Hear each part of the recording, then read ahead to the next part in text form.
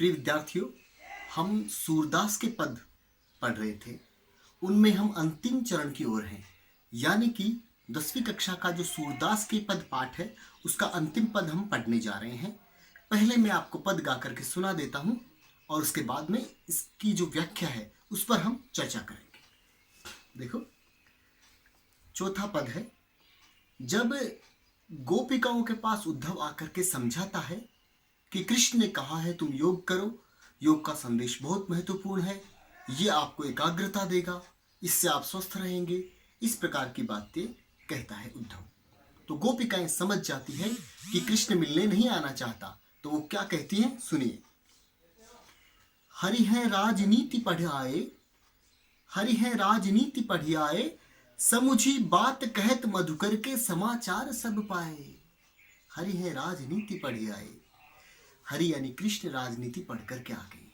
कृष्ण राजनीति पढ़ करके आ गए हैं, ऐसा हमें लगता है, गोपियों को लगता है। आगे बोलती हैं, समुझी बात, यह बात कब समझी, कहत मधुकर के समाचार सब पाए। मधुकर यहाँ पे उद्धव के लिए कहा गया है। उद्धव ने जब ये समाचार दिया कि योग करो, तो हम समझ गए कि कृष्ण मिलने नहीं आने वाला है। एक अति चतुर होते पहले ही अब गुरु ग्रंथ पठाए। गोपियां बोल रही हैं कृष्ण के बारे में। एक अति चतुर होते पहले ही अब गुरु ग्रंथ पढ़ाए, बढ़ी बुद्धि जानी जो उनकी जोग संदेश पठाए।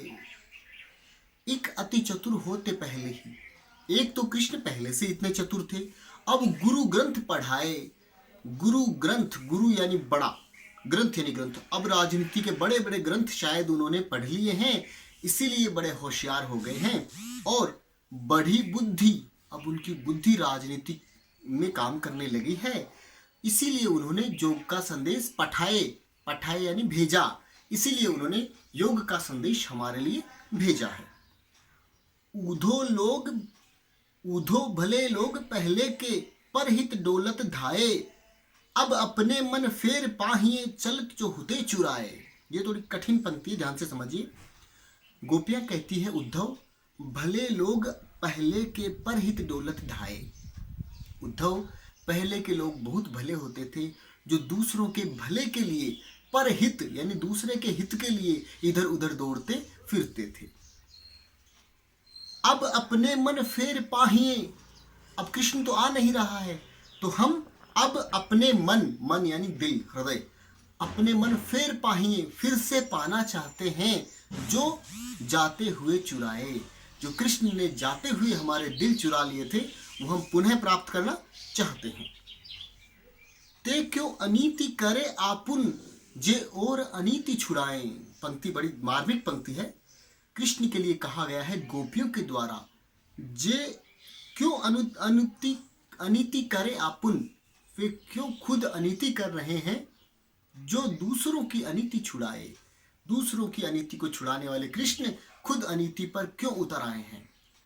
राज धर्म तो यह, गोपिकाएं कह रही है कि राजा का धर्म तो यह है, राज धर्म तो यह, सूर जो प्रजा न जाहि सताहे।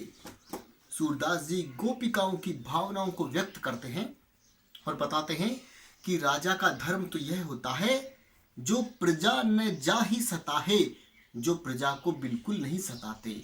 यानी कृष्ण जो है, उनकी प्रजा गोपियां हो गई, वो हमसे मिलने नहीं आ रहा, वो हमें सता रहा है, यानी वह अपना धर्म नहीं निभा रहा है। तो आप पंक्तियां समझ गए होंगे। फिर भी यदि आपको कोई दिक्कत हो तो बच्चे लोग, विद्यार्थी, आप मुझसे प्रश्न पूछ सकते हैं और आप मुझे कमेंट भी कर सकते हैं। धन्यवाद।